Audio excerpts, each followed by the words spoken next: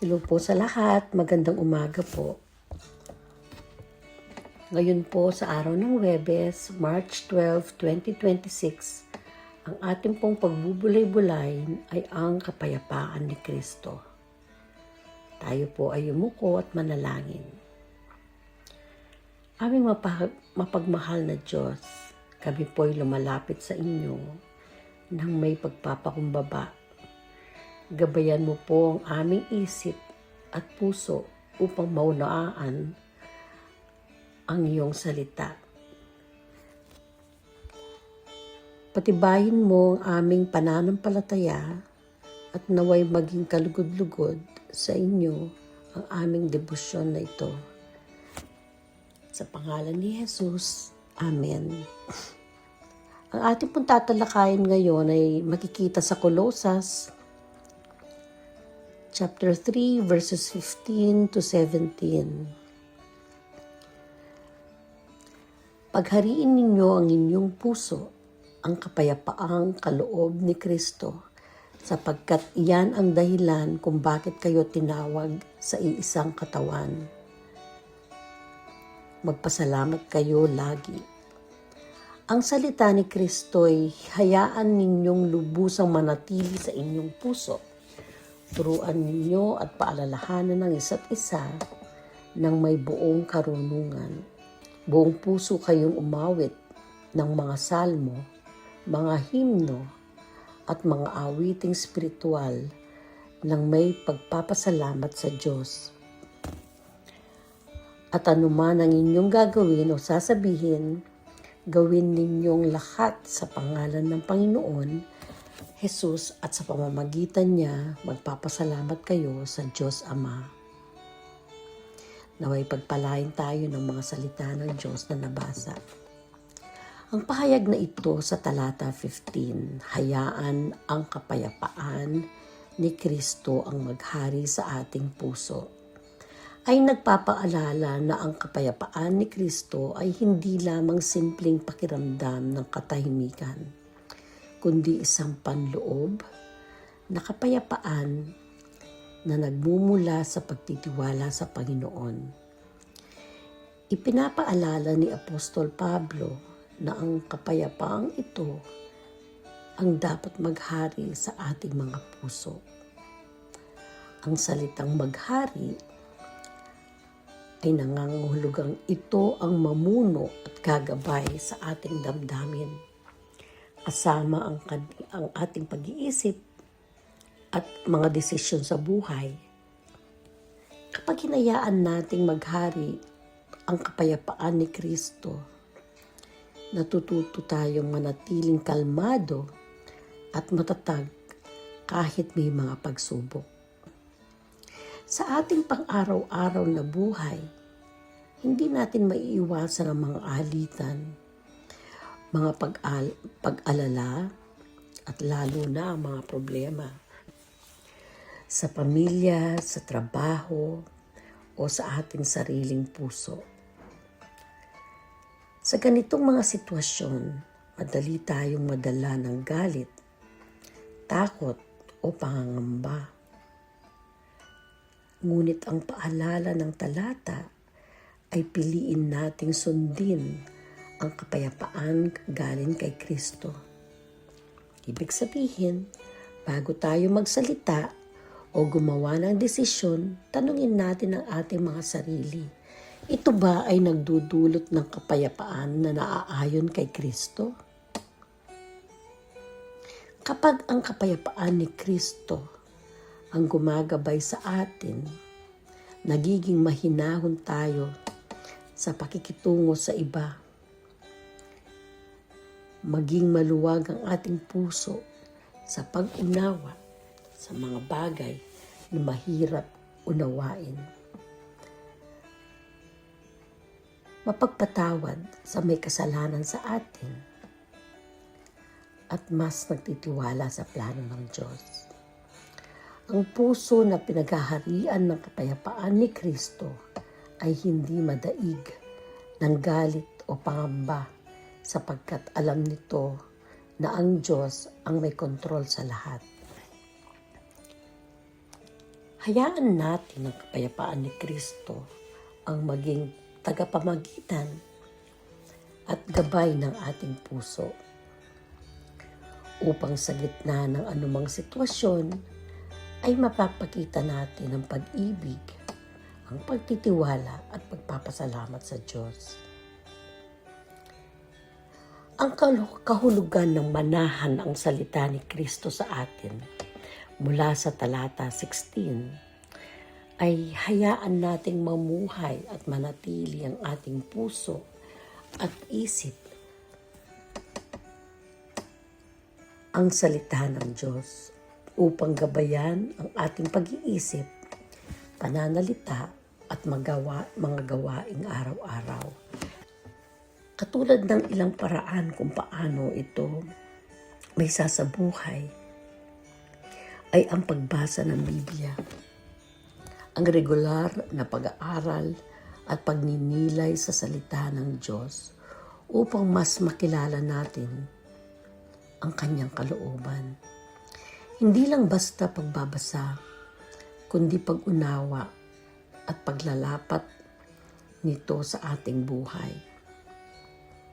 Ang pagtuturo at pagpapaalalahanan sa isa't isa ay isa sa mga kagustuhan ng Panginoon. Ang pagtutulungan ng mga mananampalataya sa pagbabahagi ng mga aral ng Diyos, gayon din ang pagpapalakas ng pananampalataya sa pamamagitan ng payo, paalala at pag-encourage sa isa't isa. Ang pag-awit ng mga awit ng papuri at pasasalamat. Mga papuri sa Diyos sa pamamagitan ng mga himno, awit at espiritual sa kanta. Nagpapahayag ito ng pasasalamat at nagpapalalim ng ating relasyon sa Diyos. Ang pananahan ng salita ni Kristo sa atin ay nangangahulugang ang ating buong buhay ay hinuhubog at ginagabayan ng kanyang salita sa pag-iisip, pakikipag-ugnayan sa kapwa, at pagsamba sa Diyos. At anuman ang inyong gawin sa salita man o sa gawa, gawin ninyong lahat sa pangalan ng Panginoong Hesus na nagpapasalamat sa Diyos Ama sa pamamagitan niya. Nangangahulugan na ang buhay natin, salita man o gawa, ay dapat magbigay ng karangalan sa Panginoon. Sa Panginoon natin si Jesucristo. Igalang siya sa ating salita, sa pamamagitan ng paggawa ng kabutihan, katotohanan at pag-ibig. Ang pag-iwas na masasakit na salita o paninira o anumang hindi nakakalugod-lugod sa Diyos. Igalang siya sa ating gawa. Ang ating mga kilos at pamumuhay ay dapat nagpapakita ng pagsunod kay Kristo. Sa trabaho, pamilya, at pakikitungo sa iba, dapat makita ang karakter ni Kristo sa atin. Gayon din ang laging pagpapasalamat sa Diyos Ama. Ang pusong mapagpasalamat ay tanda ng pagkikilala sa kabutihan ng Diyos. Sa lahat ng bagay, mabuti man o mahirap, patuloy tayong nagpapasalamat sa Amang Diyos. Ang paggawa ng lahat para sa Panginoon ay nangangahulugan ang ating salita, gawa, at puso ay nakatuon sa pagbigay luwalhati kay Jesus at pasasalamat sa Diyos. Ang buhay Kristiyano ay dapat pinaghaharian ng kapayapaan ni Kristo, pinupuno ng kanyang salita, at nakatuon sa pagluwalhati sa kanya sa lahat ng ating ginagawa. tanungin natin ang ating mga sarili. Ang aking puso ba ay pinaghaharian ng kapayapaan ni Kristo? Ang kanyang mga salita ba ay nananahan sa aking buhay araw-araw? Ito po ay mga tanong sa ating mga sarili na parang hamon upang malaman natin at masuri natin ang ating mga sarili.